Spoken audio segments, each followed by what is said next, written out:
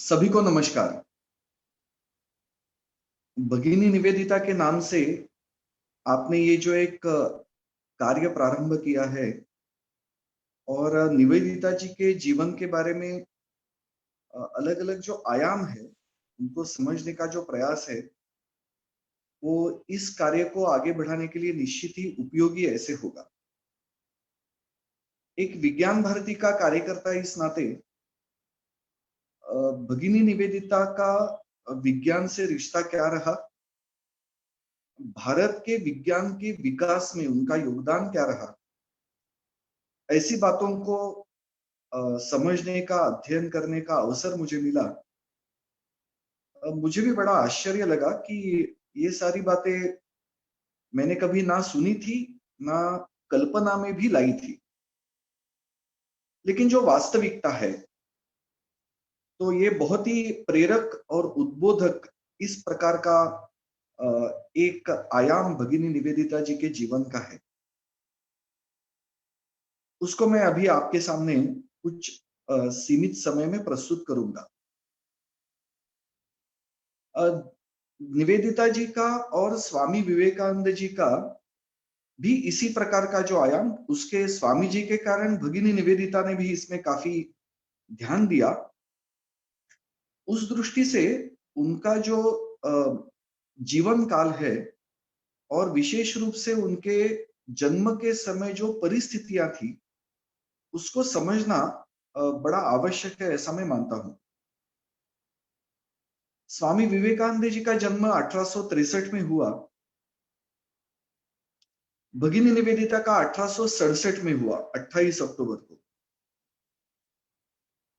उसी समय भगिनी निवेदिता मार्गारेट नोबल जो इंग्लैंड की थी, स्वाभाविक इस पश्चिमी जगत में उस समय क्या प्रकार की स्थिति थी।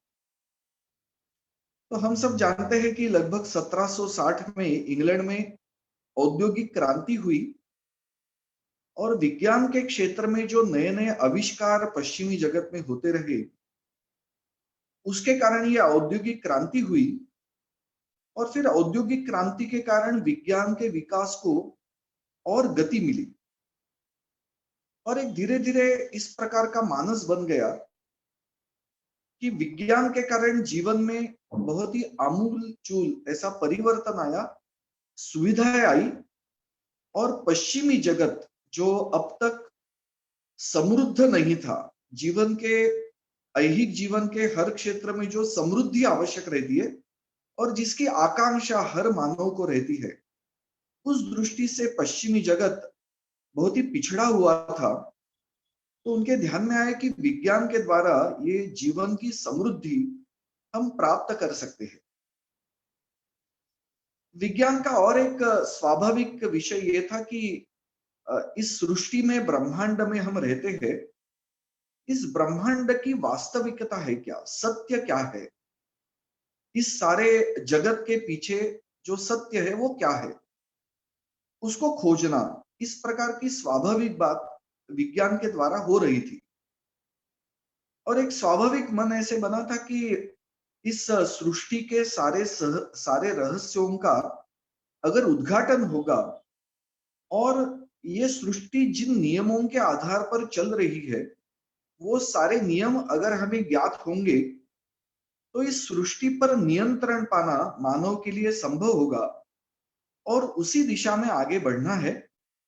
इसलिए विज्ञान के द्वारा, यानी तर्कपूर्ण विचार पद्धति के द्वारा इस सृष्टि के मूल रहस्य को खोजना, इस प्रकार की बात चल रही थी।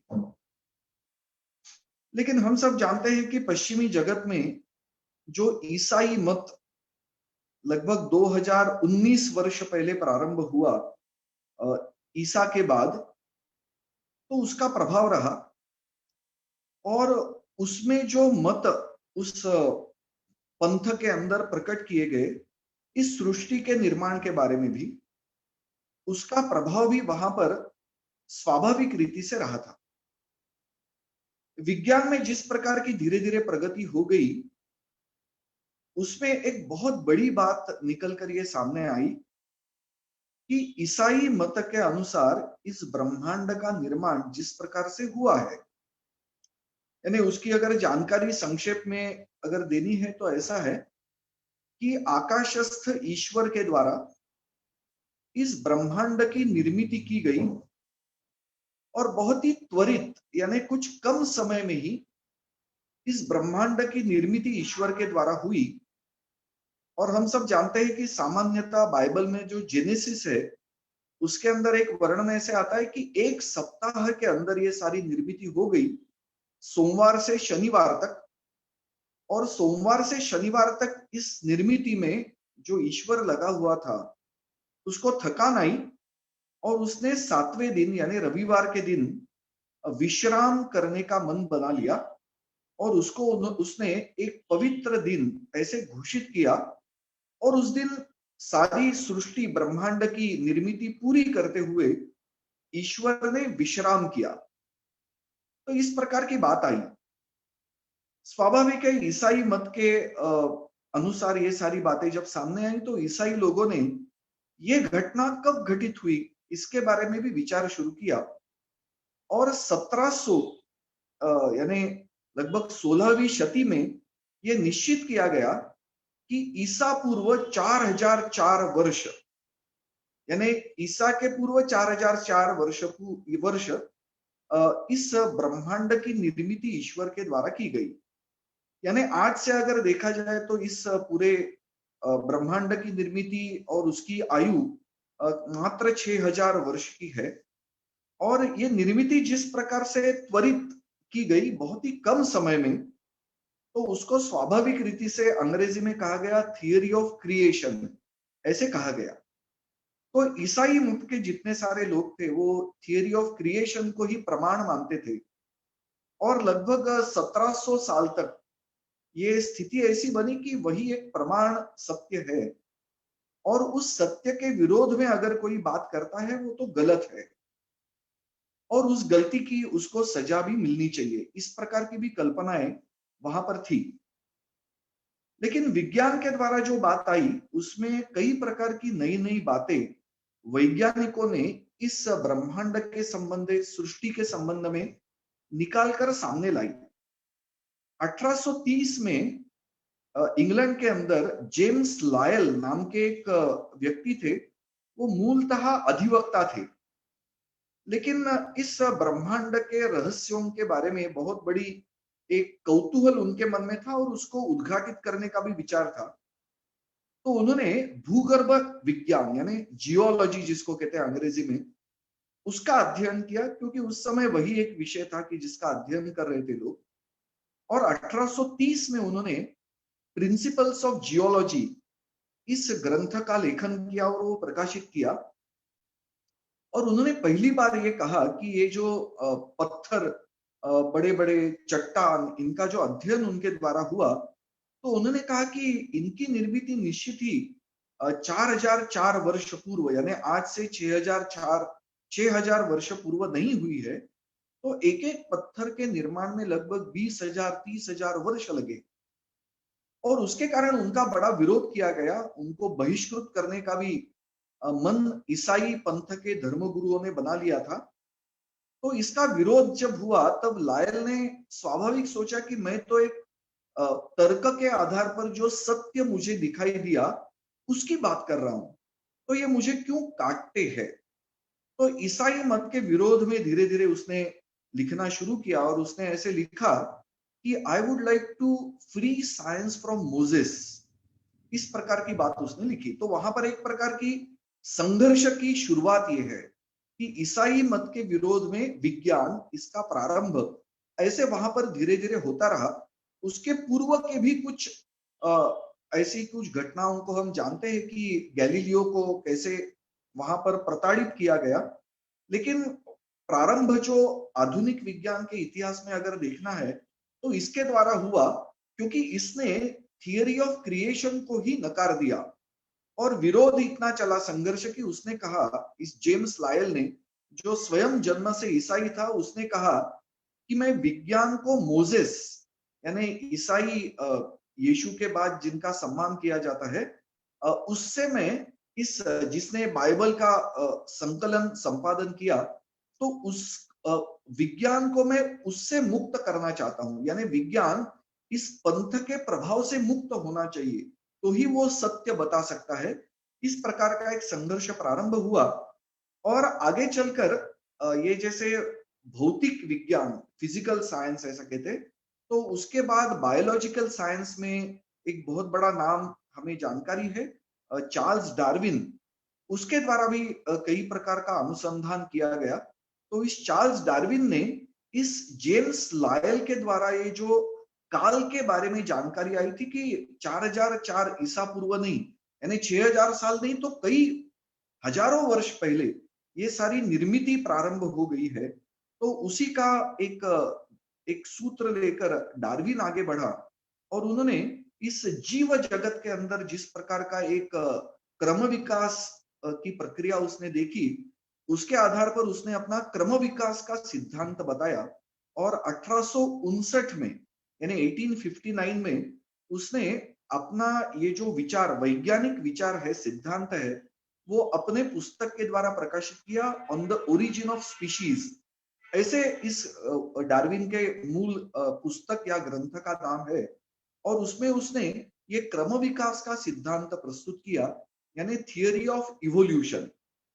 तो एक यानी बहुत अच्छी प्रकार से सिद्धांत के रूप में क्रम विकास का सिद्धांत सामने रखा गया विश्व के, और उसके कारण ये संघर्ष चरम अवस्था में पहुंच गया।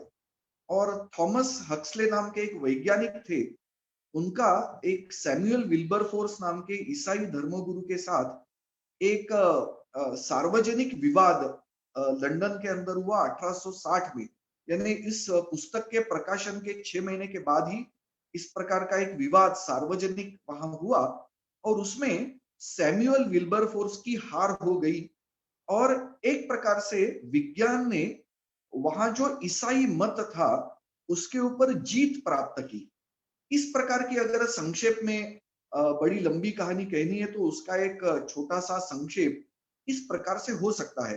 तो ये सारी घटना 1860 की है और उसके बाद विज्ञान की जीत होने के कारण विज्ञान का जो एक रथ है वो आगे ही सतत बढ़ता रहा। और मैंने इसलिए ये बात रखी कि हम समझ सकते हैं कि पश्चिमी जगत में अब तक यानी लगभग 1700 साल जिस ईसाई मत के आधार पर अपना जीवन जिन्होंने चलाया और जिसको सर्वोपरि माना, ऐसे सिद्धांत को ही विज्ञान के द्वारा नकारा जाना, इसके कारण उस पश्चिमी जगत के वैचारिक और मानसिक ऐसे संघर्ष का सामना वहां का ईसाई जगत या पश्चिमी जगत कर रहा था। और इसी समय 1867 यानी उसके 7 साल के बाद मार्गारेट नोबल का जन्म हुआ है।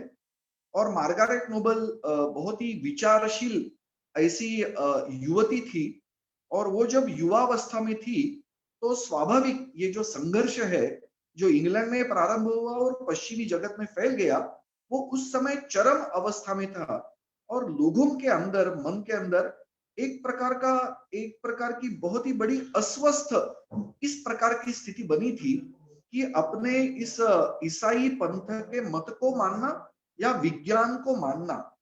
भगिनी निवेदिता ने भी यानी मार्गारेट ने युवावस्था में विज्ञान की अच्छी पढ़ाई करने का प्रयास किया क्योंकि उसको लगा कि इस ब्रह्मांड का वास्तविक रूप, सत्य, इसके पीछे क्या है, ये अगर मुझे जानना है तो मुझे विज्ञान ही पढ़ना चाहिए।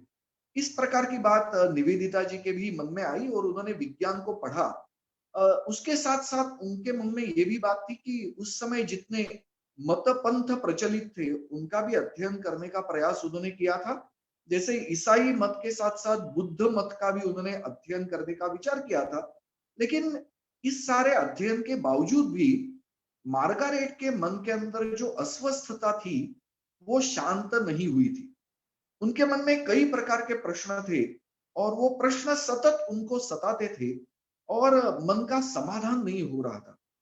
लेकिन हम सब जानते हैं कि 1893 में स्वामी विवेकानंद अमेरिका पहुंचे और वहां की जो विश्व स्तरीय सर्वधर्म परिषद थी उसमें उनका सारा वक्तव्य हुआ, भाषण प्रसिद्ध हुआ और उसके बाद कुछ समय वहां अमेरिका में बिताने के बाद स्वामी जी इंग्लैंड में 1895 में गए और 1895 में जब मार्गारेट नोबल ने स्वामी विवेकानंद जी का व्याख्यान सुना, तब मार्गारेट को ऐसे लगा कि ये जो विज्ञान और मत पंथ पंथ का मत, इसके अंदर जो संघर्ष है उसमें सही रास्ता दिखाने वाले की वास्तविकता क्या है, सत्य क्या है, इसको दिखाने वाले स्वामी विवेकानंद है। और उनके विचारों से वो प्रभावित हुई थी और उन्होंने स्वामी विवेकानंद जी का शिष्यत्व प्राप्त किया। और आगे हम जानते हैं कि उनकी शिष्या बनकर भगिनी निवेदिता अपने जीवन को स्वामी जी के चरणों में उन्होंने समर्पित किया। और केवल समर्पित किया, वो कहाँ तक किया, तो हम जानते हैं कि स्वामी जी ने उनको ये कहा था कि हम अगर पूरे विश्व में एक जो एकत्व और उसके कारण जो एक आध्यात्मिक शांति हम देना चाहते हैं, तो उसके लिए सर्वप्रथम कार्य हमें करना होगा कि भारत को आज जिस भारत अवस्था में है उससे भारत को निकालकर भारत को पुनरपि उसका जो पुनर्गौरव का स्थान था वो उसको प्राप्त करा देना चाहिए। और उसके लिए भारत के उत्थान में अपने जीवन को समर्पित करने की आवश्यकता है। और स्वामी जी का ये जो एक सरल उपदेश था उसको सर्वोपरि मानकर भगिनी निवेदिता स्वामी जी के पीछे पीछे भारत पहुंची। भारत जब वो आई, वो 1895 में स्वामी जी मिले उनको, उसके केवल 3 साल बाद भगिनी निवेदिता भारत में आई। जिस दिन भारत में आई वो दिन था 28 जनवरी और वर्ष था 1898। फिर स्वामी जी ने कुछ उनकी परीक्षा ली और उसी वर्ष यानी और 2 महीने के बाद 25 मार्च को स्वामी जी ने मार्गारेट नोबेल को दीक्षा दी और दीक्षा लेने के बाद उनका नाम निवेदिता ऐसे रखा गया। तो इस प्रकार से भगिनी निवेदिता का भारत में आगमन हुआ और स्वामी जी ने उनको बताया था कि भारत में महिलाओं की शिक्षा, इसकी चिंता करने की आवश्यकता है और उस क्षेत्र में आपने काम प्रारंभ करना चाहिए। तो स्वाभाविक निवेदिता जी जब भारत में आई और उन्होंने कोलकाता में अपने महिलाओं के लिए शिक्षा, इस प्रकार का काम काम वहां पर प्रारंभ किया। लेकिन भगिनी निवेदिता ये पहली ऐसी महिला नहीं थी कि जिन्होंने इस प्रकार का कार्य शुरू किया था। तो उस समय कोलकाता के अंदर कुछ महिलाएं थी जिन्होंने इस प्रकार का कार्य किया था प्रारंभ। उसमें एक विशेष महिला थी, उनका नाम है अबला बसु। अबला बसु जगदीश चंद्र बसु की धर्मपत्नी। उन्होंने महिलाओं के बारे में कुछ शिक्षा की दृष्टि से कार्य कोलकाता में प्रारंभ किया था और अबला बसु जी से भगिनी निवेदिता का परिचय हो गया और धीरे धीरे वो बहुत ही कम समय में आपस में बहुत ही अच्छी मित्र बन गई। भगिनी निवेदिता छोटी थी आयु में, बहुत ज्यादा छोटी नहीं थी, क्योंकि हम सब जानते हैं कि जगदीश चंद्र बसु का जन्म 1858 का है, यानी केवल 9 वर्ष से भगिनी निवेदिता जगदीश चंद्र बसु जी से छोटी थी उम्र में। अबला बसु जगदीश चंद्र बसु से भी 3 साल से छोटी थी। तो निवेदिता, अबला बसु और जगदीश चंद्र बसु, इनके अंदर बहुत ही निकट यानी बहुत ही कम समय के अंदर एक निकटता आ गई, एक मित्रता आ गई। और शायद आपने सभी ने सुना होगा कि भगिनी निवेदिता ने अपनी अंतिम सांस भी जगदीश चंद्र बसु के साथ वहां उनके घर में सिलीगुड़ी में छोड़ी है 13 अक्टूबर को 1911 में। तो हम सब समझ सकते हैं कि 1898 से लेकर 1911 यानी मात्र 13 वर्ष में जगदीश चंद्र बसु के साथ उनका किस प्रकार का एक पारिवारिक इस प्रकार का रिश्ता बन गया था। तो यानी हम समझ सकते हैं कि भगिनी निवेदिता का जगदीश चंद्र बसु से परिचय होना यानी क्या है। तो जगदीश चंद्र बसु उस समय अत्यंत विख्यात इस प्रकार के वैज्ञानिक थे। लेकिन जगदीश चंद्र बसु को भी समझना हमारे लिए बड़ा आवश्यक होगा।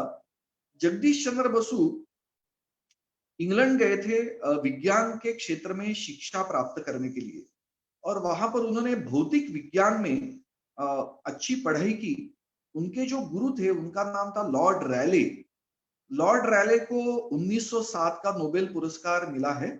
तो लॉर्ड रैले के ये एक अत्यंत प्रिय इस प्रकार के शिष्य थे। और जगदीश चंद्र बसु जब भारत लौटे 1884 में, तब लॉर्ड रैले ने उनके साथ एक पत्र दिया था। और बंगाल में क्योंकि जगदीश चंद्र बसु की इच्छा ये थी कि भारत में जाकर मैं विज्ञान का अध्यापन करूंगा, यानी विज्ञान को पढ़ाऊंगा। तो लॉर्ड रैले ने, उस समय ब्रिटिश राज था, तो ब्रिटिश अधिकारियों के लिए और उस समय जो भारत के गवर्नर जनरल थे उनके लिए उसने, लॉर्ड रैले ने एक चिट्ठी दी थी, पत्र दिया था। और उसमें अपने शिष्य के बारे में बहुत ही प्रशंसात्मक ऐसी बातें लिखी थी कि एक बहुत ही बुद्धिमान, प्रतिभावान इस प्रकार का ये मेरा छात्र है और उसको वहां पर विज्ञान का अध्यापन करना है और उसके लिए उचित अवसर देना चाहिए। उस समय भारत के अंदर एक विशेष परिस्थिति थी कि भारत में उच्च शिक्षा में जो थोड़ी सी उच्च शिक्षा प्रारंभ हुई थी, विज्ञान की शिक्षा तो बहुत ही ना के बराबर थी, लेकिन जो विज्ञान की भी उच्च शिक्षा होती थी उसमें किसी भी भारतीय को पढ़ाने का अवसर नहीं दिया जाता था। तो निम्न कक्षाओं में भारत का व्यक्ति अगर उसको उचित पाया गया तो वो पढ़ाने की अनुमति मिलती थी। लेकिन जगदीश चंद्र बसु तो इंग्लैंड से पढ़ाई करके आए थे और वो सामान्य छात्र नहीं थे, तो अत्यंत बुद्धिमान इस प्रकार के छात्र थे। तो स्वाभाविक उनकी ये थी कि उच्च कक्षाओं को वो भौतिक विज्ञान पढ़ाना चाहते थे। लेकिन उस समय अंग्रेजों ने इसका बड़ा विरोध किया। गवर्नर जनरल ने कहने के बावजूद भी कोलकाता के जो शिक्षा के अधिकारी थे, अंग्रेज अधिकारी थे, उन्होंने कहा कि हम जगदीश चंद्र बसु को उच्च कक्षाओं में विज्ञान पढ़ाने की अनुमति नहीं देंगे। वो केवल आगे चलकर जो कारण दिया वो भी हमें समझना चाहिए। उन्होंने ऐसे कहा कि भारत के लोगों को तर्कपूर्ण विचार करने की क्षमता नहीं है, इसलिए हम किसी भी भारत के व्यक्ति को उच्च कक्षाओं में विज्ञान पढ़ाने की अनुमति नहीं दे सकते। यानी ये एक व्यक्ति जगदीश चंद्र बसु, इसका ही अपमान था ऐसा नहीं। तो उन्होंने कहा कि भारत के लोगों को तर्कपूर्ण विचार करने की क्षमता नहीं है। तो हम समझ सकते हैं कि किस प्रकार की मानसिकता अंग्रेजों की थी। और जगदीश चंद्र बसु ने इसका स्वीकार नहीं किया। उन्होंने कहा कि मैं तो यहाँ उच्च कक्षाओं को पढ़ाऊंगा लेकिन आपसे वेतन नहीं लूंगा। इस प्रकार का शायद मुझे ऐसा लगता है कि अपने देश के इतिहास में पहली बार एक असहकारिता, यानी अंग्रेजों की बात का खंडन करते हुए अपनी बात जो सत्य है उसको स्थापित करना और उसके लिए संघर्ष करना, लड़ाई करने के लिए तैयार होना, इस प्रकार का शायद ये बहुत ही पहला प्रसंग है। हमें लगता है कि गांधी जी के द्वारा ही इस प्रकार की बातें हुई है, ऐसा नहीं है। तो सत्य का आग्रह रखने वाले जगदीश चंद्र बसु थे और उन्होंने 1884 में नीचे की कक्षाओं को और साथ साथ में ऊपर की कक्षाओं को भी पढ़ाना प्रारंभ किया। वो इतना अच्छा पढ़ाते थे भौतिक विज्ञान कि उस समय उनकी ख्याति ऐसी थी कि अंग्रेज प्राध्यापकों की कक्षाओं को भी टालने वाले छात्र जगदीश चंद्र बसु की कक्षाओं को निश्चित रूप में उपस्थित रहना चाहते थे, क्योंकि बहुत ही सुंदर पद्धति से जगदीश चंद्र बसु विज्ञान का अध्यापन करते थे। तो लगभग इस प्रकार का एक संघर्ष जगदीश चंद्र बसु ने प्रारंभ किया। इसको भी हमें ध्यान में रखना है। इसका निवेदिता के साथ संबंध है, इसलिए मैं सारी पृष्ठभूमि बता रहा हूँ। तो जगदीश चंद्र बसु ने इस प्रकार का एक बहुत ही बड़ा कार्य प्रारंभ किया और उन्होंने 10 साल के बाद यानी 1894 में उन्होंने ऐसे सोचा।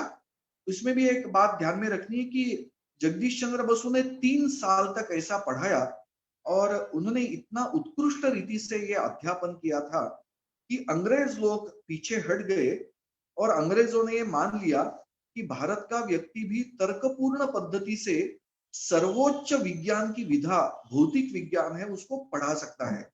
और आश्चर्य ये था कि जगदीश चंद्र बसु, जिन्होंने 3 साल तक अंग्रेजों का वेतन स्वीकार नहीं किया था, वह 3 साल का वेतन पूर्वलक्षी प्रभाव से अंग्रेजों ने जगदीश चंद्र बसु को दिया। तो जगदीश चंद्र बसु एक प्रकार से अंग्रेजों के विरोध में एक लड़ाई जीत गए। इसको हमें ध्यान में रखना चाहिए।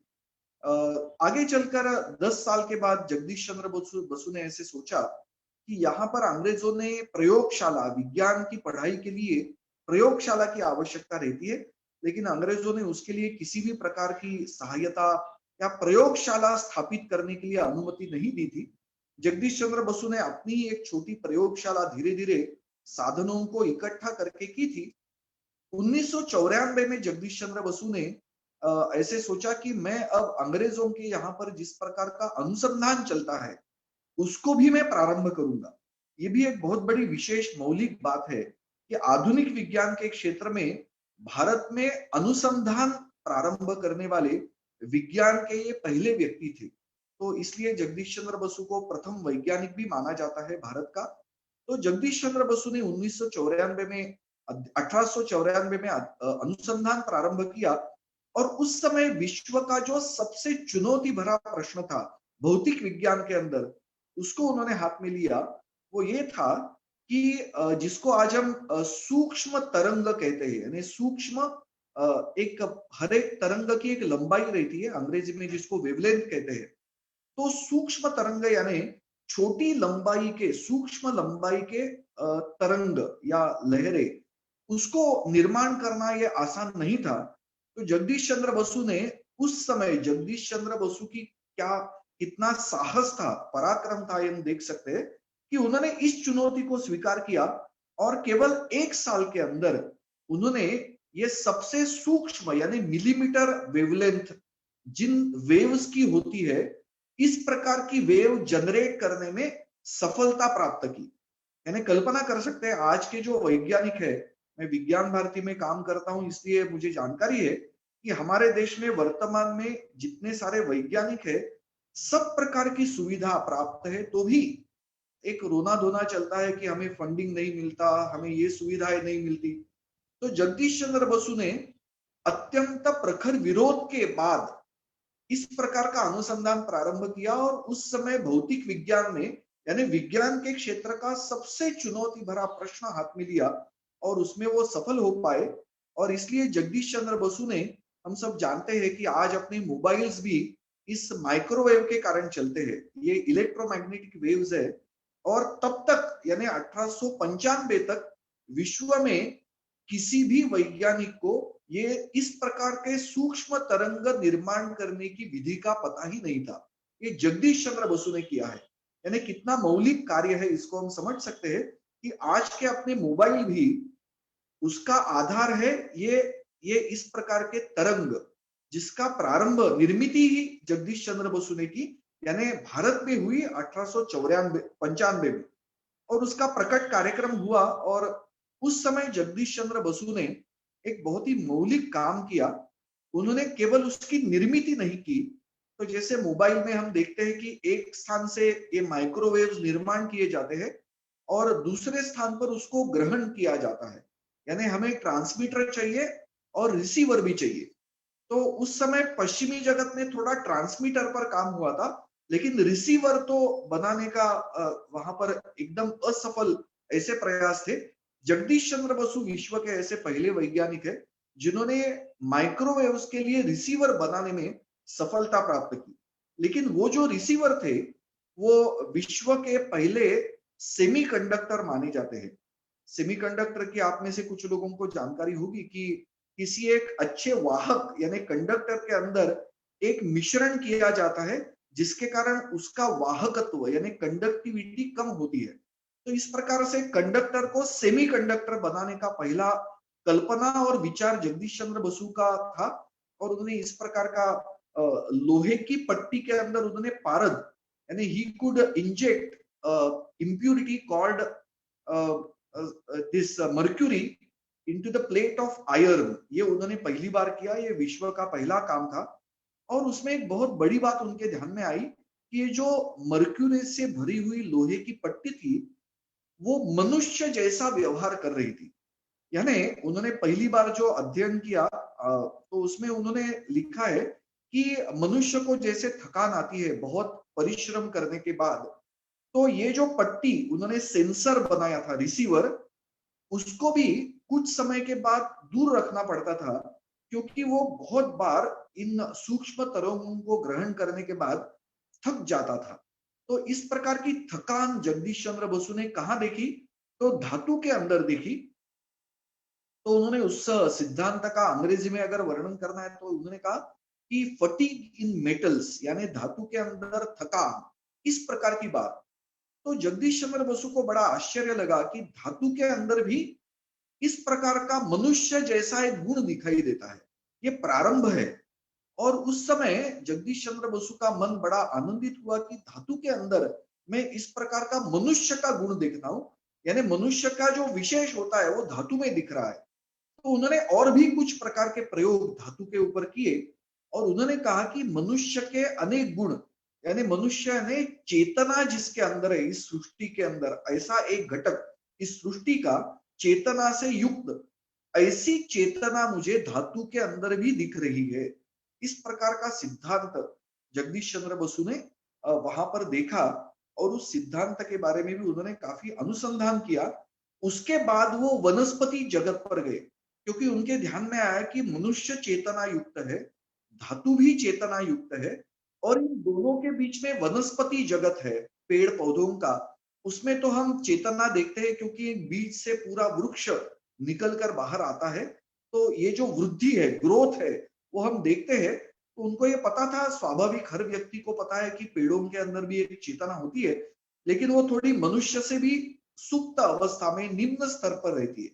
लेकिन जगदीश चंद्र बसु ने धातु के बाद वनस्पति का अध्ययन किया और मनुष्य, वनस्पति और धातु, इन तीनों के बीच में एक एकत्व है, इस प्रकार का सिद्धांत उन्होंने विश्व के सामने प्रस्तुत किया।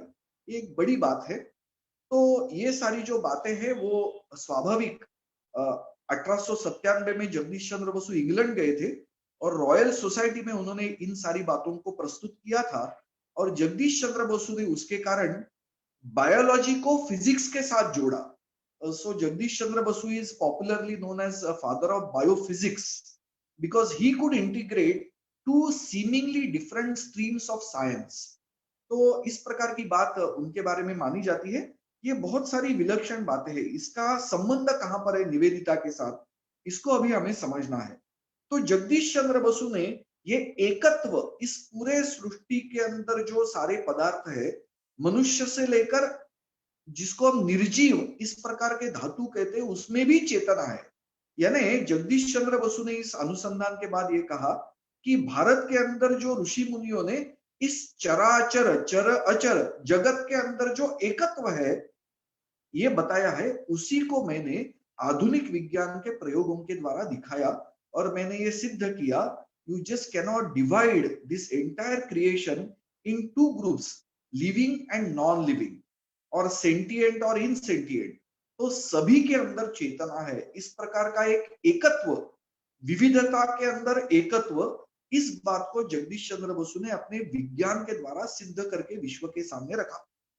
यहां पर हमें पहुंचना चाहिए, इसलिए तो ही निवेदिता का विज्ञान के साथ क्या संबंध है उसको हम समझ सकते हैं। निवेदिता, अब ये सारी बातें जगदीश चंद्र बसु ने 1894 से 1897 तक की है और उसके एक साल पश्चात निवेदिता भारत में आई है और उनका अबला बसु के द्वारा जगदीश चंद्र बसु से संपर्क हुआ है।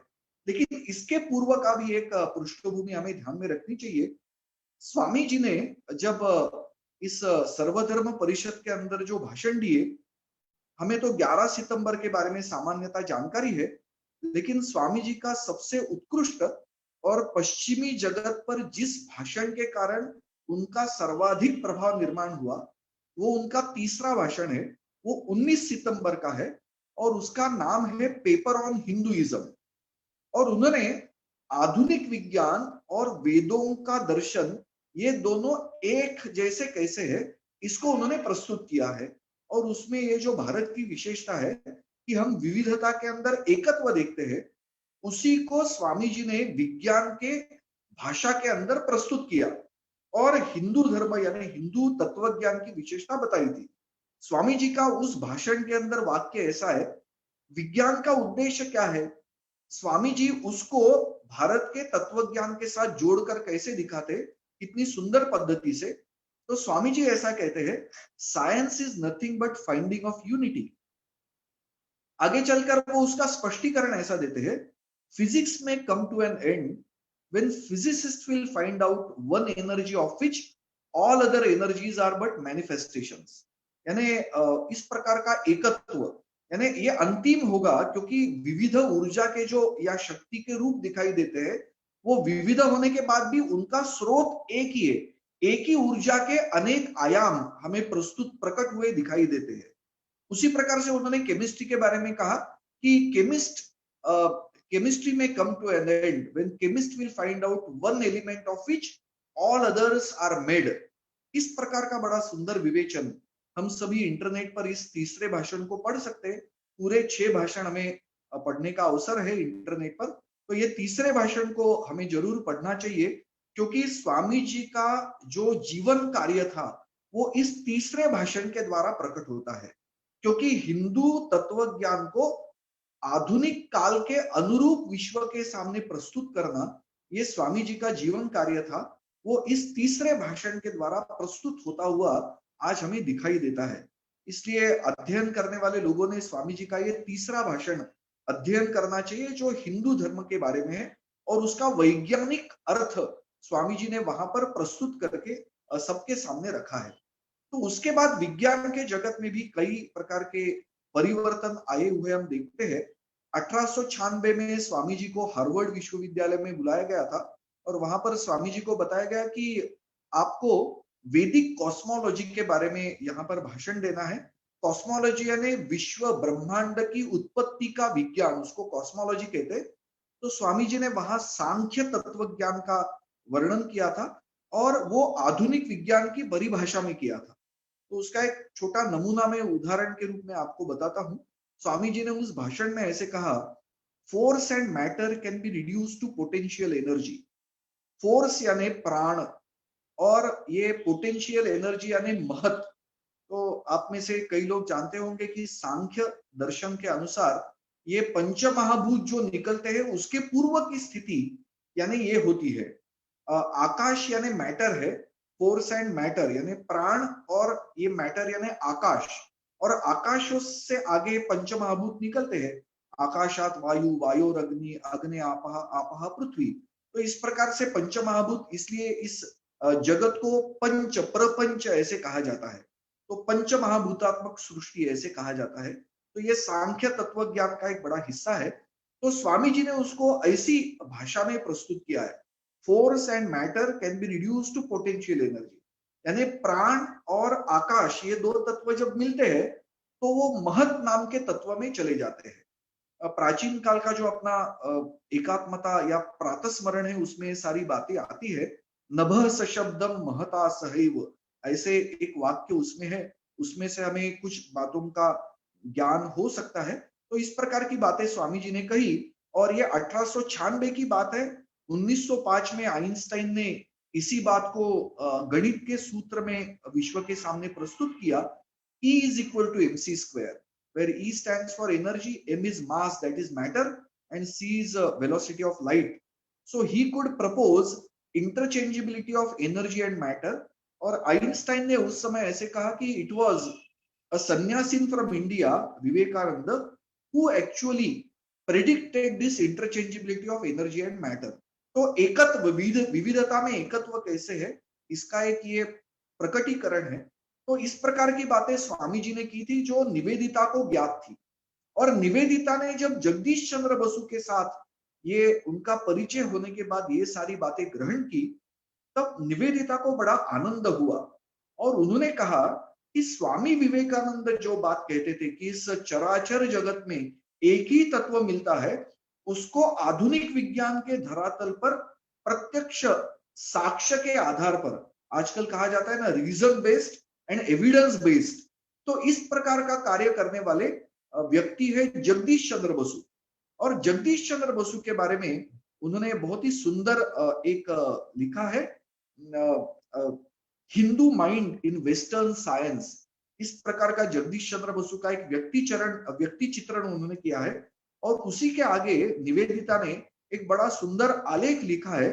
उसका शीर्षक है इज मैटर अलाइव, यानी जिसको हम जड़ पदार्थ मानते हैं, क्या वो चेतना युक्त है।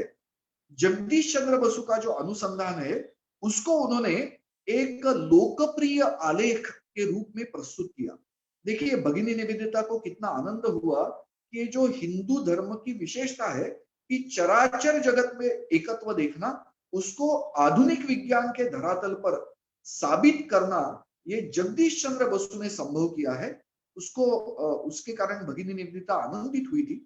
लेकिन उसी समय उनको ये पता चला कि अंग्रेज लोग जगदीश चंद्र बसु को कितना दबा रहे हैं, उनको कितना पीछे ढकेल रहे हैं। क्योंकि जगदीश चंद्र बसु जब इंग्लैंड गए थे तब जगदीश चंद्र बसु की बड़ी प्रशंसा हुई, लेकिन भारत में आने के बाद जगदीश चंद्र बसु को दबाने का बहुत बड़ा प्रयास अंग्रेजों के द्वारा किया और जगदीश चंद्र बसु को अनुसंधान करने के लिए आवश्यक किसी भी प्रकार की सुविधा देने का मन अंग्रेजों का नहीं था। तो निवेदिता ने इसके लिए बहुत बड़ा काम किया। निवेदिता ने सोचा कि जगदीश चंद्र बसु ने एक अच्छी प्रयोगशाला में इस प्रकार का विज्ञान का अनुसंधान करना चाहिए। और भगिनी निवेदिता के साथ ही स्वामी जी की और एक शिष्या भारत में आई और उनका नाम था सारा ओले बुल। ये स्वामी जी से भी 16 साल से बड़ी थी, इसलिए स्वामी जी उनको धीरा माता, स्टेडी मदर ऐसा कहते थे। और बहुत ही धनवान इस प्रकार की महिला थी। उनका भी एक सुंदर व्यक्ति चित्रण भगिनी निवेदिता ने किया है और उसमें वो कहती है कि she was a lavish donor, यानी बहुत ही मुक्त हस्त से दान वो करती थी। इस प्रकार का व्यक्ति चित्रण है, सुंदर है सारा ओले बुल के बारे में। तो सारा ओले बुल को भगिनी निवेदिता जगदीश चंद्र बसु के पास लेकर गई और जगदीश चंद्र बसु का ये वैज्ञानिक अनुसंधान कार्य दिखाया और सारा ओले बुल को कहा कि आपने जगदीश चंद्र बसु को प्रयोगशाला निर्माण करने के लिए सब प्रकार का अर्थ सहयोग करना चाहिए। और सारा ओले बुल जब वापिस अमेरिका गई तब सारा ओले बुल ने 1902 में जगदीश चंद्र बसु को पहला आर्थिक सहयोग का एक पहला किस्त, जिसको कहता है इंस्टॉलमेंट, वो दिया। और वो दिया कितना था, तो 1902 में $20,000 सारा ओले बुल ने भगिनी निवेदिता के कहने पर जगदीश चंद्र बसु को दिए। और इस पैसे से जगदीश चंद्र बसु ने कोलकाता में अपनी प्रयोगशाला निर्माण करने के लिए भूमि खरीद ली। और आज भी वहां पर जो प्रयोगशाला जगदीश चंद्र बसु ने खड़ी की है, उस भूखंड को मातेर माता की भूमि ऐसे कहा जाता है बांग्ला भाषा में। तो क्योंकि सारा ओले बुल स्वामी विवेकानंद भी जिनको माता कहते थे ऐसी महिला थी, तो उसने जो सहयोग किया उसके द्वारा ये बात हो पाई। और 1910 में दूसरा $20,000 का इंस्टॉलमेंट सारा ओले बुल के द्वारा आ गया और उसके कारण जगदीश चंद्र बसु को वहां पर भवन निर्माण करने का अवसर मिला। और $40,000 आप कल्पना कर सकते हैं कि ये सारा ओले बुल ने दिए भगिनी निवेदिता के कहने पर। और 1917 में जगदीश चंद्र बसु ने विधिवत रीति से इस अपने विज्ञान मंदिर, उन्होंने इस प्रयोगशाला का नाम रखा विज्ञान मंदिर, और उसकी निर्मिति यानी उसका प्रारंभ विधिवत 1917 में हुआ। और उस विज्ञान मंदिर का जो लोगो रहता है या एक चिन्ह रहता है, उस चिन्ह को भी भगिनी निवेदिता ने बनाया। और वो चिन्ह था वज्र। महर्षि दधीची ने अपनी हड्डियां गलाकर एक राक्षसों के ऊपर जीत पाने के लिए जो वज्र नाम का अस्त्र बनाया, उस वज्र को भगिनी निवेदिता ने अपने हाथों से चित्र निकालकर जगदीश चंद्र बसु को दिया और कहा कि ये इस बसु विज्ञान मंदिर, इसका ये बोध चिन्ह होना चाहिए। और जगदीश चंद्र बसु ने उसको स्वीकार किया और आज इस प्रयोगशाला को बोस रिसर्च इंस्टीट्यूट ऐसे कहा जाता है, लेकिन उसका मूल नाम है विज्ञान मंदिर, कोलकाता में है। और वहां पर इस प्रकार का चिन्ह दिखाई देता है।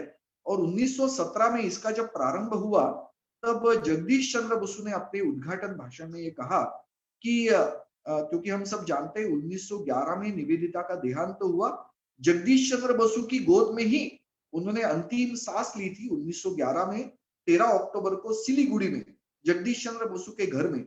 तो जगदीश चंद्र बसु ने 1917 में ये कहा कि जिस व्यक्ति का सपना पूरा होते हुआ आज मैं देख रहा हूं, वो व्यक्ति हम सबके बीच में आज नहीं है। और उन्होंने निवेदिता को श्रद्धांजलि अर्पित की कि उनका यह सपना था कि मेरा एक ऐसा विज्ञान मंदिर यहाँ पर खड़ा हो। तो हम समझ सकते हैं कि कितना बड़ा कार्य निवेदिता ने किया होगा। इसका इतना ही नहीं तो कई छोटी छोटी बातें हैं।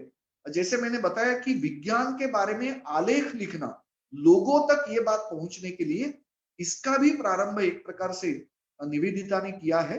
उसको कह सकते हैं she was most pioneering person in the field of science communication, ऐसा हम कह सकते हैं।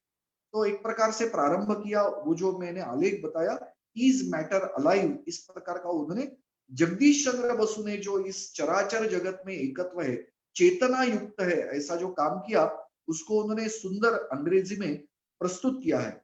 इतना ही नहीं तो जगदीश चंद्र बसु ने विश्व के अनेक देशों में जाकर अपनी ये सारी बातें प्रस्तुत की थी। उसके पीछे भी निवेदिता थी।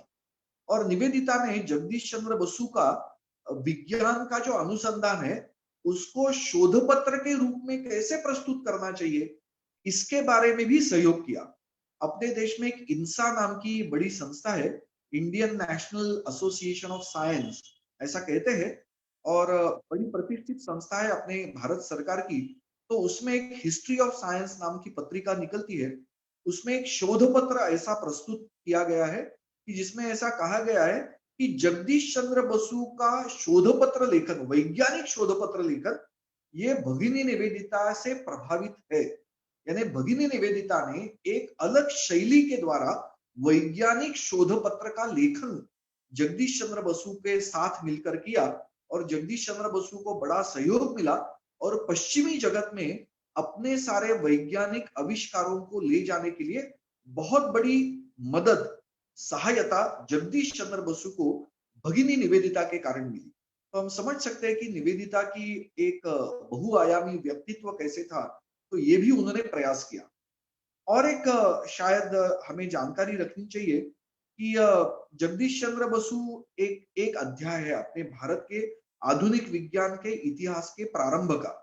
उसी प्रकार से एक दूसरा अध्याय है कि स्वामी विवेकानंद जब अमेरिका जा रहे थे 1893 में, तब उनकी अचानक भेंट उस पानी के जहाज में जमशेद जी टाटा से हुई। और जमशेद जी को स्वामी जी ने पूछा क्यों जा रहे हैं आप, तो जमशेद जी ने कहा कि मैं लोहा निर्माण करने का उद्योग भारत में खड़ा करना चाहता हूं। अंग्रेज लोगों ने तो मुझे किसी भी प्रकार की सहायता नहीं की, मेरा अपमान किया, लेकिन कुछ लोगों ने मुझे ऐसे कहा कि अमेरिका के लोग उदार मन के हैं, वो आपको सहयोग कर पाएंगे, इसलिए आप जाइए वहां पर। इसलिए जमशेद जी जा रहे थे। स्वामी जी भी उस समय स्वामी विवेकानंद इस नाम से लोकप्रिय प्रख्यात नहीं थे, लेकिन दोनों, जमशेद जी भी प्रख्यात नहीं थे, लेकिन दोनों की चर्चा हुई। और उस चर्चा में स्वामी जी ने संक्षेप में, अगर पूरा जो लंबा है उसको छोटे में बताना है तो इतना ही बता सकता हूं कि स्वामी जी ने जमशेद जी टाटा को ये कहा कि आप अमेरिका के लोग, पश्चिमी जगत के लोग आपको यंत्र और तंत्र ये दो दे सकते हैं, लेकिन यंत्र तंत्र के पीछे जो मंत्र होता है ये लोग आपको कभी नहीं देंगे। तो अपने देश में इस विज्ञान के द्वारा ये जो मंत्र निर्माण होता है, उसको निर्माण करने के लिए आवश्यक अनुसंधान संस्थान निर्माण करना चाहिए। ये स्वामी विवेकानंद जी ने जमशेद जी टाटा को कहा। उस समय दोनों लोकप्रिय या लोगों को पता है इस प्रकार के व्यक्तित्व नहीं थे, तो किसी ने लिखा नहीं, लेकिन ये कैसे पता चला, तो जमशेद जी टाटा वापिस आए। ये जमशेद जी और स्वामी विवेकानंद जी की पहली और अंतिम भेंट थी, जिसको अंग्रेजी में चांस मीटिंग कहा जा सकता है, ऐसी थी। लेकिन जमशेद जी ने यहाँ आकर अपना उद्योग प्रारंभ किया, और 1898 28 नवंबर मुंबई के टाटा के मुख्यालय से स्वामी जी को पत्र लिखा उन्होंने। यानी 5 साल के बाद, तब तक उनको स्वामी जी की ख्याति ध्यान में आई। स्वामी जी उस समय भारत में आ भी चुके थे। 3.5 साल स्वामी जी अमेरिका और यूरोप में रहे, उसके बाद स्वामी जी वापिस आए थे। तो 5 साल के बाद चिट्ठी लिखी, तब स्वामी जी भारत में थे। अल्मोड़ा में स्वामी जी को चिट्ठी मिली। वो चिट्ठी ऐसी कहती है, dear Swami Vivekananda, can you recall me as your fellow traveler when you boarded a ship at Yokohama? And we did discuss many things about the revival of our motherland. इस प्रकार का पत्र, वो भी आप इंटरनेट पर देख सकते हैं।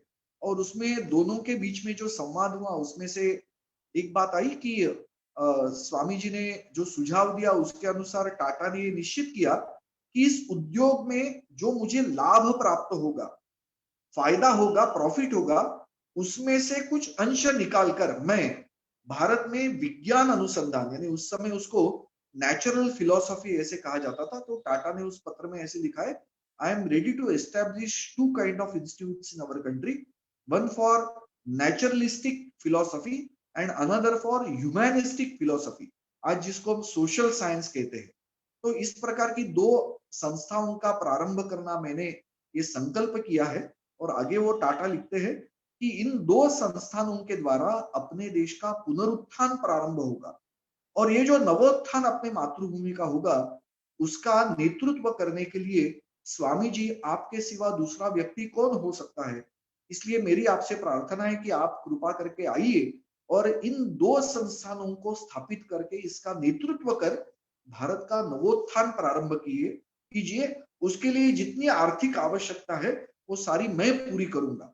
इस प्रकार की बात कही थी जमशेद जी के मन में। पूर्व में 1892 में उन्होंने मुंबई में भी इस प्रकार का एक कार्य प्रारंभ करने का विचार किया था, लेकिन अंग्रेजों ने उनको भी सतत दबाया।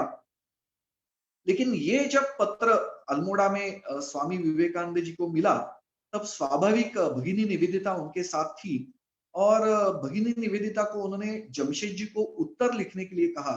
वो उत्तर भी निवेदिता जी का जो समग्र वाङ्मय है उसमें हमें दिखाई देता है। वो स्वामी जी की प्रतिनिधि इस नाते निवेदिता ने जमशेद जी को पत्र लिखा है। बाद में जमशेद जी की निवेदिता की अच्छी चर्चा हुई, उनका अच्छा परिचय था। निवेदिता और सारा ओले बुल इंग्लैंड में जमशेद जी को लेकर गई और वहां पर अंग्रेजों के साथ चर्चा की, वार्तालाप हुआ, और निवेदिता ने देखा कि अंग्रेज लोग जमशेद जी का किस प्रकार का अपमान करते हैं। तो उसके बाद निवेदिता ने लंदन के अंदर भारत प्रेमी अंग्रेज लोगों का एक समूह बनाने का प्रयास किया, और अंग्रेजों के शासन के ऊपर यह दबाव डाला कि जमशेद जी का जो प्रयास है उसको साकार करने के लिए वहां के भारत प्रेमी अंग्रेजों ने प्रयास करना चाहिए। ये निवेदिता जी ने किया हुआ काम है लंदन में जाकर। और सारा ओले बुल और निवेदिता ने जमशेद जी का परिचय जॉर्ज बर्डवुड नाम के उस समय भारत के अफेयर्स के मंत्री थे, इंडियन अफेयर्स मिनिस्टर ऐसे उस समय ब्रिटेन में कहा जाता था, उनके साथ परिचय करवाया। लेकिन वहां पर भी जॉर्ज बर्डवुड ने जमशेद जी का अपमान किया। तो उसके बाद एक भारतीय इस नाते निवेदिता ने जॉर्ज बर्डवुड के विरोध में वहां के समाचार पत्रों में कई प्रकार के आलेख लिखे, और अंग्रेजों की मानसिकता पर बहुत बड़ा प्रहार निवेदिता के द्वारा सतत उनके लंदन के वास्तव्य में किया गया। आगे चलकर ये बातें आगे बढ़ी, लेकिन स्वामी विवेकानंद जी 1902 में परलोक यानी इस अहिक जग को छोड़कर गए। 1904 में जमशेद जी का देहांत हुआ, लेकिन तब तक ये कार्य पूरा नहीं हुआ था। हम जानते हैं कि तब तक लॉर्ड कर्जन भारत में आ चुके थे, जिन्होंने आगे चलकर बंगाल का विभाजन किया। लॉर्ड कर्जन ने तो और कड़ाई से जमशेद जी का इस बात का विरोध करना शुरू किया था, लेकिन दोराबजी टाटा, ये जमशेद जी के ज्येष्ठ पुत्र, और भगिनी निवेदिता ने एक साथ रहकर इस कार्य को आगे बढ़ाने का संकल्प लेकर रखा था। और इसका परिणाम यह हुआ कि 1908 में भारत का विज्ञान अनुसंधान विश्वविद्यालय प्रारंभ कर सके, वो है Indian institute of science Bangalore. और उसके लिए भी भगिनी निवेदिता ने विवेकानंद जी के दूसरे शिष्य मैसूर के राजा, उनके पास जाकर इस जमीन के बारे में प्रार्थना की, क्योंकि भगिनी निवेदिता ने उस समय एक पत्रक निकाला है, उसमें ये कहती है ऐसी कि भारत का एक व्यक्ति, जो भारत का सर्वोच्च धनवान व्यक्ति ऐसा नहीं है, वो यानी जमशेद जी टाटा, वो इस संस्थान का प्रारंभ करने के लिए 30 लाख रुपए दे सकता है। उसने देना ये निश्चित किया है, लेकिन इस संस्थान के निर्मित का खर्च 74 लाख रुपया है। तो बचे हुए 44 लाख रुपए क्या भारत के सारे लोग मिलकर नहीं इकट्ठा कर सकते? तो इस प्रकार का एक आह्वान निवेदिता ने किया था। और हम सब जानते हैं कि मैसूर के महाराजा ने बेंगलोर में 375 एकड़ जमीन इस जमशेद जी के कार्य के लिए दी। जमशेद जी का कार्य यानी स्वामी विवेकानंद जी ने जो उनको बताया था उस कार्य की पूर्ति करने के लिए। तो इस प्रकार से ये सारी बातें इकट्ठा आई और अंग्रेजों को आखिरकार ये मानना पड़ा कि इस प्रकार का एक संस्थान प्रारंभ करेंगे। और 1908 में ये संस्थान प्रारंभ हुआ और अपने देश का एक बहुत ही अंतरराष्ट्रीय स्तर पर ख्याति प्राप्त इस प्रकार का ये संस्थान है। आप बंगलोर में जाएंगे तो लोग उसको टाटा इंस्टीट्यूट ऐसा ही मानते हैं। और इस इंस्टीट्यूट में भी ये जो जमशेद जी ने 1898 में स्वामी विवेकानंद को पत्र लिखा, वो पत्र भी वहां के अभिलेखागार में हमें मिलेगा, आर्काइव्स में मिलेगा।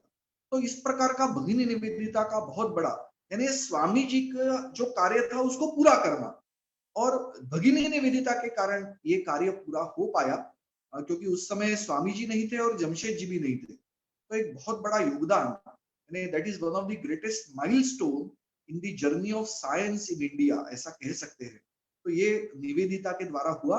और एक बात छोटी सी है लेकिन ध्यान में रखनी चाहिए, आजकल हम बौद्धिक संपदा का अधिकार यानी पेटेंट के बारे में चर्चा करते हैं, इंटेलेक्चुअल प्रॉपर्टी राइट, और पेटेंट लेना चाहिए वगैरह बहुत चर्चाएं चलती है।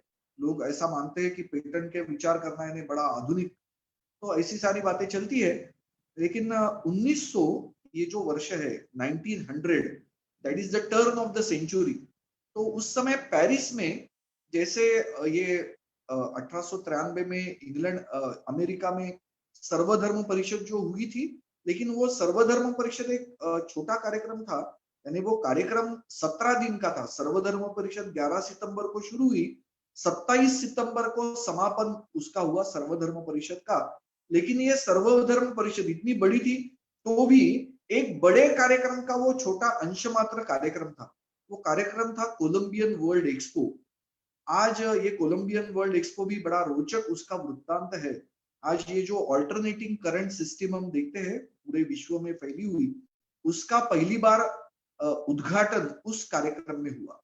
या महिलाओं के लिए एक अच्छा उदाहरण यानी डिश वॉशर, आज हम जानते हैं अनेक घरों में होता है या बड़े बड़े होटल्स में होता है। ये विश्व में पहली बार डिश वॉशर भी इस कोलंबियन वर्ल्ड एक्सपो में प्रस्तुत किया गया।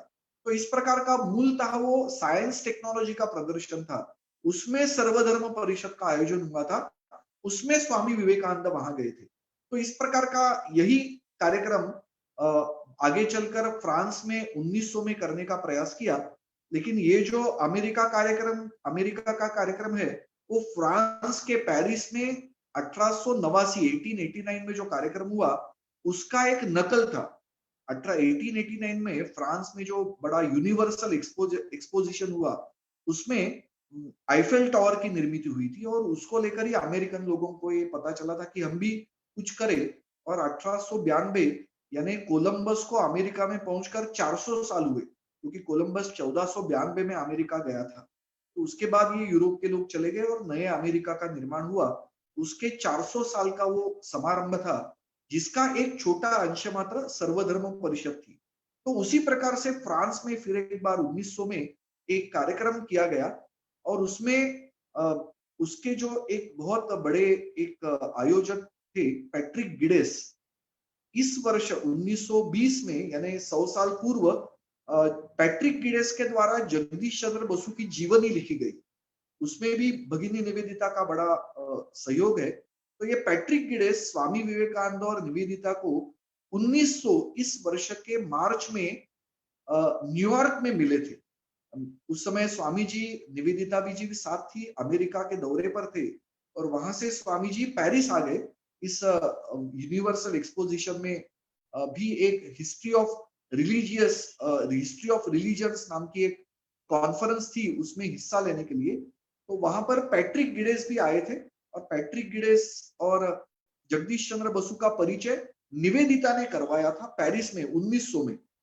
पैट्रिक गिडेस एक बहुत बड़ी हस्ती है, उसके बारे में आप सभी उत्सुकतावश पढ़े, इतनी प्रार्थना इस समय मैं आपको कर पाऊंगा। लेकिन वहां पर जगदीश चंद्र बसु ने अपना शोध कार्य प्रस्तुत किया और ये जब जगदीश चंद्र बसु ने प्रस्तुति की, उस समय स्वामी विवेकानंद श्रोताओं में बैठे थे और स्वामी जी ने बड़ा एक सुंदर पत्र, एक भारत का युवक विश्व के मंच पर आकर अपनी वैज्ञानिक प्रस्तुति कैसे दे रहा है, उसका एक बड़ा सुंदर पत्र भारत के अपने बंधुओं को लिखा था।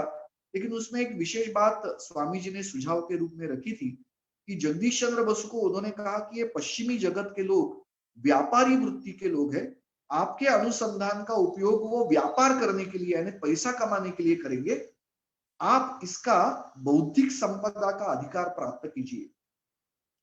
तो निवेदिता ने जगदीश चंद्र बसु को फिर एक बार आग्रह किया। जगदीश चंद्र बसु ऐसा मानते थे कि ये भारत की परंपरा नहीं है, भारत का व्यक्ति ज्ञान निर्माण करता है और पूरे विश्व के लिए वो उसको खुला करता है और उसके साथ अपना नाम कभी जोड़ता नहीं। ये जगदीश चंद्र बसु की मान्यता थी।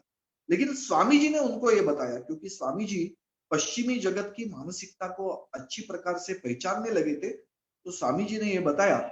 फिर एक बार निवेदिता जी आगे आई और निवेदिता जी ने सारा ओलेबुल, जिन्होंने $40,000 जगदीश चंद्र बसु को दिए, उनको ही ये काम बताया कि स्वामी जी की ऐसी इच्छा है कि जगदीश चंद्र बसु ने बौद्धिक संपदा का अधिकार प्राप्त करना चाहिए।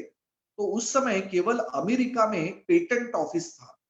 तो जगदीश चंद्र बसु ने उस पेटेंट के लिए आवेदन किया 1901 में निवेदिता जी के पीछे लगने पर, और 1904 में जगदीश चंद्र बसु को ये पेटेंट मिल गया।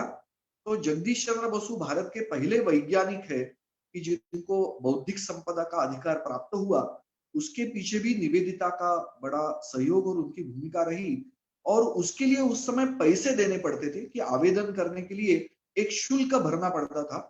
और निवेदिता ने सारा ओलेबुल को फिर एक बार प्रार्थना की, और सारा ओलेबुल ने इस आवेदन के साथ जो शुल्क था उस समय $4,500, वो भी सारा ओलेबुल ने निवेदिता जी के कहने पर उस आवेदन का शुल्क इस नाते भर दिया, और उसके बाद जगदीश चंद्र बसु को ये पेटेंट मिल गया। तो इस प्रकार की ऐसी बातें हैं, सामान्यतः लोगों को इसकी जानकारी नहीं होती। मैंने जब अध्ययन किया तब ऐसी कई रोचक बातें मेरे ध्यान में आई, और उसमें से ये सीधा सीधा ध्यान में आया कि निवेदिता की भारत के अंदर आधुनिक विज्ञान की स्थापना और विकास में कितना बड़ा योगदान रहा है। तो बस ऐसी कुछ बातें मैंने आपके सामने रखी है। और भी कई रोचक बातें हैं, लेकिन मुझे लगता है कि हम सभी उसका अध्ययन कर सकते हैं, क्योंकि मैंने ही उपलब्ध साधनों के आधार पर ही इन सारी बातों का अध्ययन किया है। और भी कई रोचक बातें समय के अभाव के कारण बताना कठिन है, इसलिए मैं यहीं पर रुकता हूँ। धन्यवाद जयंत जी। निवेदिता जी के जीवन के इस नए पहलू के बारे में आपने हमको बताया, उसके लिए बहुत बहुत आभार। हमें बहुत सारी नई बातें जानने को मिली, जैसे जगदीश चंद्र बसु पहले ऐसे व्यक्ति थे जिन्होंने रिसीवर बनाया माइक्रोवेव्स का, फैटिग इन मेटल्स की उन्होंने डिस्कवरी करी, और निवेदिता जैसा आपने बताया वो पायोनियर ऑफ साइंस कम्युनिकेशन है। ये मेरे लिए एक बहुत नई बात थी। तो हमें आपके इस पूरे बौद्धिक से भारत की गौरवशाली परंपरा का दर्शन हुआ।